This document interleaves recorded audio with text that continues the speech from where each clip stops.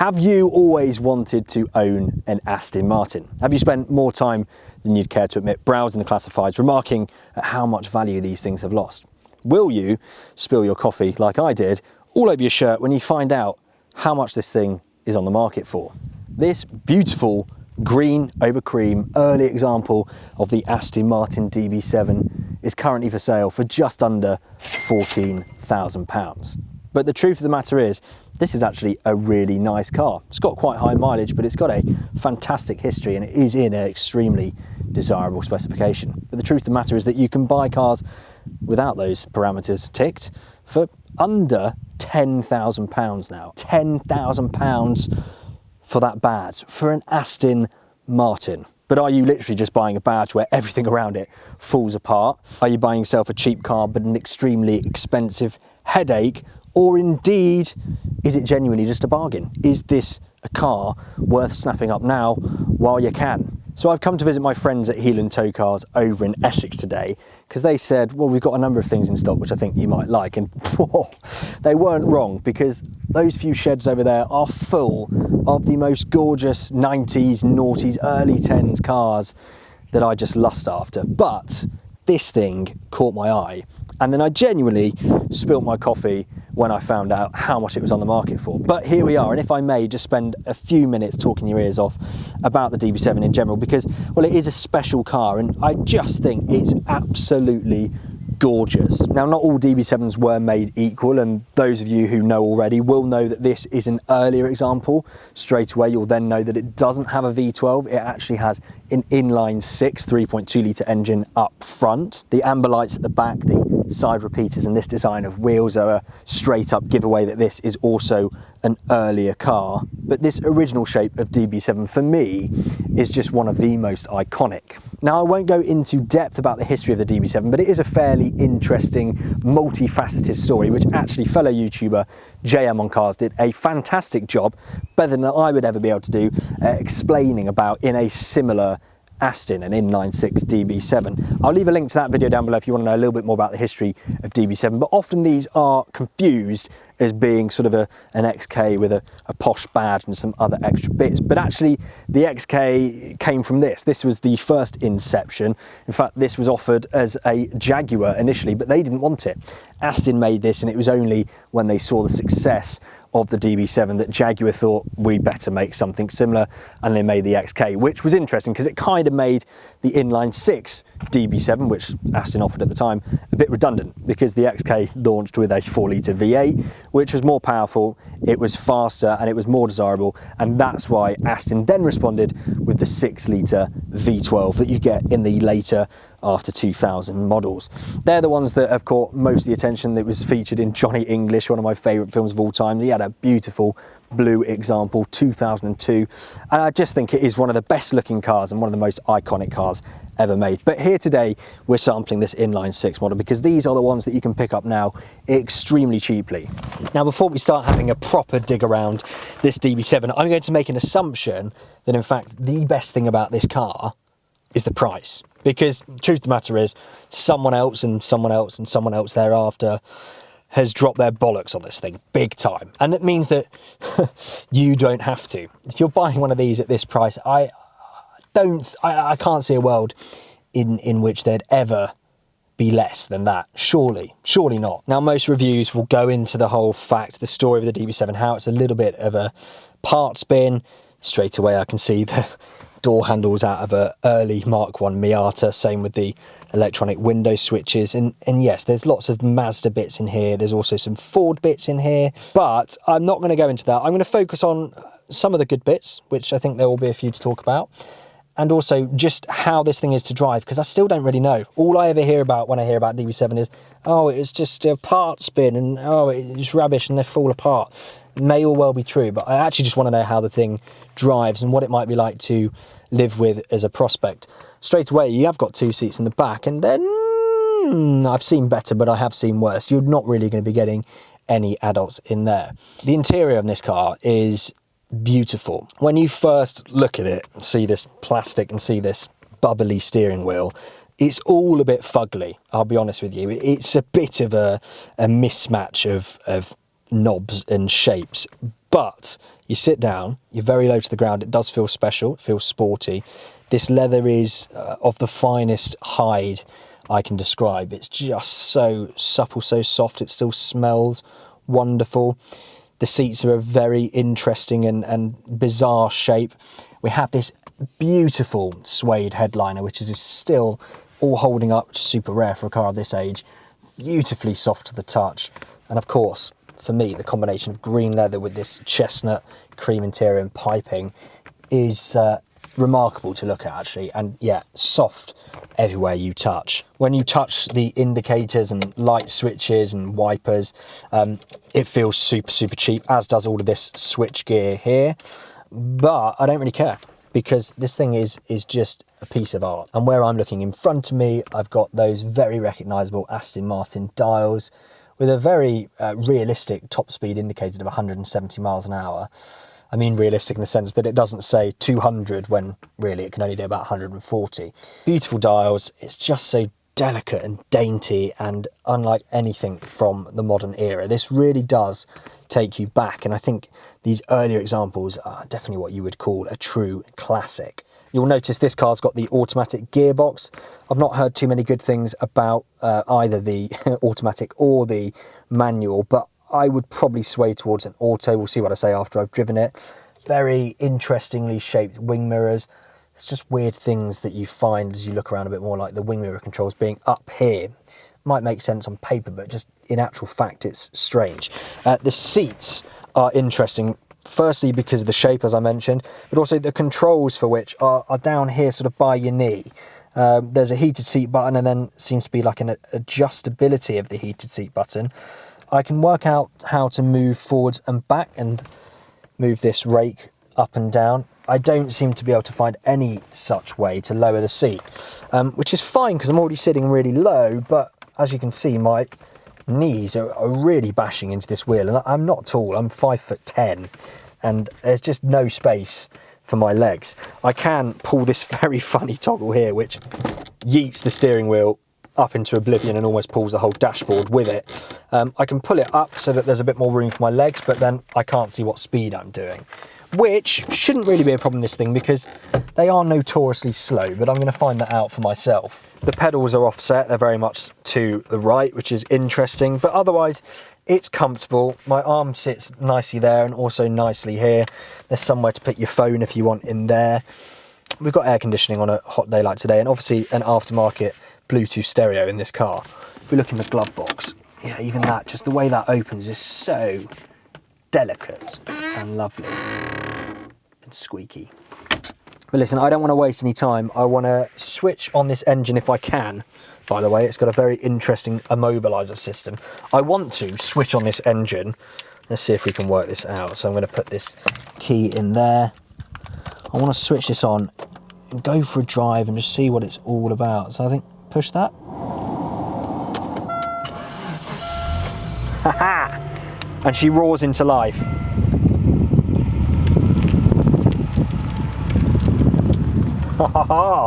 Here we are then in an Aston Martin DB7. Honestly, one of my all-time dream cars. I've always wanted one of these things. Like I say, maybe a later model with the V12, like in Johnny English. That's first where my intrigue was sparked, one of these, but it's a DB7 nonetheless. And let me just tell you something. What on earth is everyone talking about? This car is lovely to drive. See, I've actually been driving for about half an hour now because I really wanted to just get to know this car a little bit before I started talking to you. And you couldn't really write it, but the CD that's in this car is clearly crooner classics, James Bond theme tunes.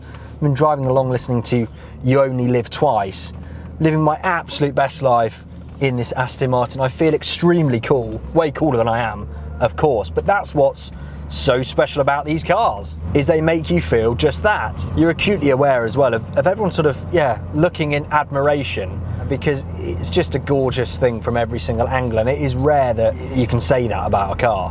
It feels way more put together than I was expecting. See, my expectations for this car were rock bottom, actually, so I was always setting myself up to be pleasantly surprised, but it is way better than I had expected. Not just a little bit, way better. The car feels well put together, it feels solid, nothing's fallen off in my hand, and it's not overheated. And the aircon is blowing ice cold, which is very much needed on a day like today. And in fact, I'm going to turn it back on if you guys don't mind. It's a little bit noisy, but I think you'll still be able to hear me. The seating position takes a little bit of getting used to. I often find myself catching the brake when I want the throttle, and vice versa, which is not great when you're coming to a stop. You do really sink into the seats. They're extremely comfortable seats. It's just a little bit hard to get your legs in the right place with this wheel, as I mentioned. Maybe with more time and more tinkering, I could find a slightly better position. It's got one of those really zoomed in mirrors like you get in America, but like lots of these slightly older cars have, and I can't really seem to work out why. The only good reason I can think for it is back in the 90s when it was acceptable to look at a woman. It sort of gives you a better view, doesn't it? If you pass a nice lady on the street, this is nice and magnified, so you get a good look. But you're not allowed to say that in 2025, of course. But yeah, driving around town, steering is as you would expect. It's not light, but it's not unassisted, of course. This gearbox is actually really, really smooth, and the engine, you just give it a little bit of a tickle, and there's plenty of power there. It doesn't feel laboured whatsoever. Also, the ride itself is better than I thought. I thought firstly it would be quite wallowy. It would roll around on its axes a bit, but I've not really found any signs of that yet. And it's actually quite soft. Of course, it is a 90s car, and that tended to be the way, but I was expecting something a little bit firmer. But it's nice. It's as I would want it for my Aston Martin. You also have a fantastic view over the front. It makes it really, really straightforward to point, to place. The thing's nice and narrow, so you're never really worried about catching a wheel or a wing mirror. It's just lovely. And then let's have a little bit of a chat about the engine, because, well, I think I've been pleasantly surprised by it. Just in drive, it's a 60 mile an hour zone. I'm just going to drop it down a little bit, half power. It's got a gorgeous whine, and what's more, you start punching in the numbers a little bit, turning into corners. You can see there's a little bit of movement there with the body, but it grips really nicely. I was, again, expecting it to sort of look at a corner and just slide straight into the nearest hedge, but it doesn't feel like that at all. It does feel pretty balanced. What I will say is, upon my last visit to Heel & Toe Cars a couple of months back, I drove a gorgeous DB9 that they had for sale. Just over £20,000 puts them at around twice the price point for the equivalent car of a DB7, generally speaking. But the DB9 over the DB7 is a huge step up, a monumental step up, a complete revolution on this car over an evolution. From the infotainment, the technology, the feel of it, it's so much more in the 21st century, but of course it would be, because this thing is from the previous century.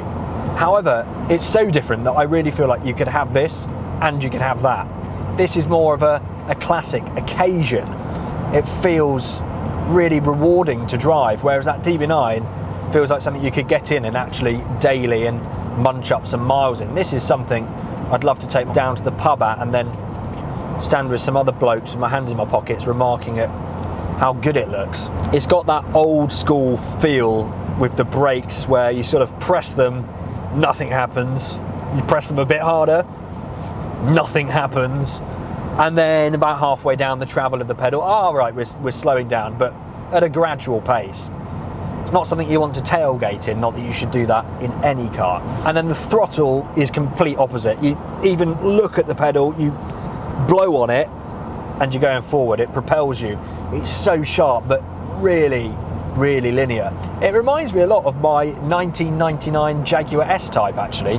Very similar vintage to this car, and it is funny how, just in the ride, in the handling, in the throttle response, in the braking, how they feel so similar.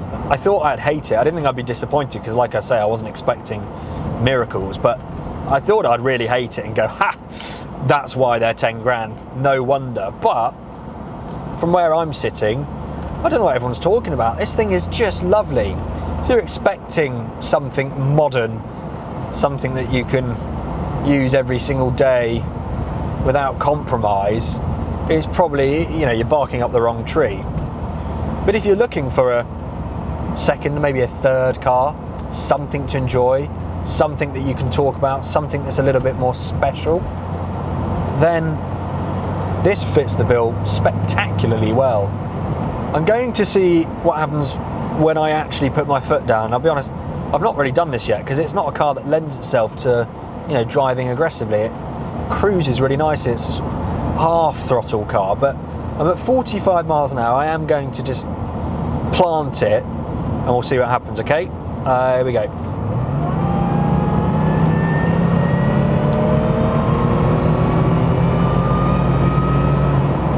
Wow! That is a sensational noise, likes of which I've never heard. It's one of the most unearthly sounds I've ever heard from a car. It sounds like the aliens are coming into dock and they're powering up their generators. It's a wonderful noise. And despite some of its shortcomings and interesting quirks and weirdly designed features, one thing I can definitely say is it's a car that I won't forget about anytime soon. I'll be thinking about this drive for quite a long time, and of course every time I look at Aston Martins, which is daily, I've got a problem.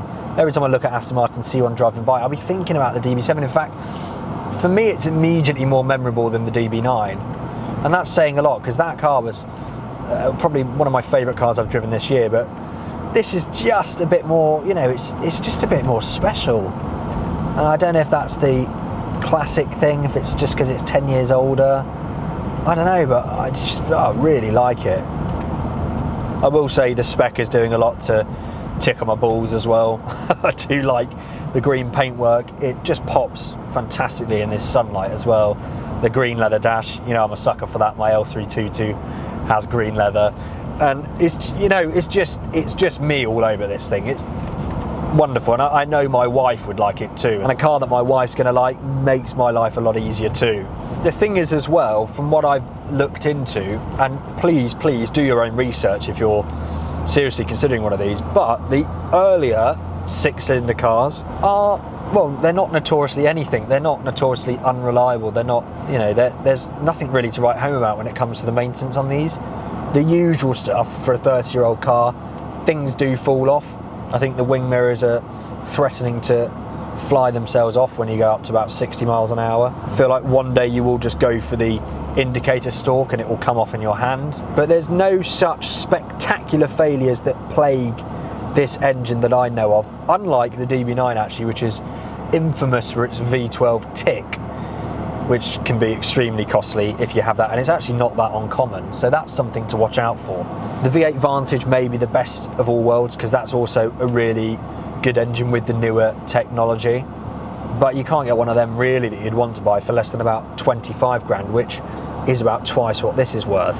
And because it's just a slightly older car with sort of half the ECUs of something 10 years later, there's just less electronic stuff to go wrong as well, and everything in this car works, which is testament really, because it's on 123,000 miles. It's been a really interesting drive this, because it is a car that I feel like most people I've watched reviews on, you know, Top Gear back in the day, sort of wrote it off. And certainly at the time, certainly when the later 6-litre came out, there were far better options. I mean, multiple better options, but the competitors of the likes later on were, you know, Ferrari 360 and that sort of calibre of car, which obviously these days you can't get for, you know, multiples of this in terms of value. So with the value of the DB7s now considered, I think these are a really fantastic thing to look into. You can obviously go for a facelift model, which has slightly better redesigned interior. Obviously you can go for a Volante as well, but you're up to 25 or 30,000 pounds quite quickly for one of the more desirable DB7 models. And when you got to that point, I would start probably seeking out a V8 Vantage or a DB9. So yeah, these are in a really interesting place if you fancy an early one. I really like the engine in this. Lots of people moan about it, but what I always say to them is actually Aston Martin is known historically for its 6-cylinder engines. There we have it. There's the Aston Martin DB7. Exceeded my expectations, and when you consider what these things are worth, I think, well, it's definitely worth considering. Anyway, comment below if you've ever driven one of these and if you agree with me or if you think I've completely lost the plot, which I'd be happy to hear about. Thank you all so much for watching. A huge thank you to Christian and Billy at Heel and Toe Cars for allowing me to come and snatch the keys off them for the day. It's been really wonderful and I've had a fantastic time. I'm going to put my crooners back on, cruise on back home, and I'll see you in the next video very, very soon. Haha! And she roars into life.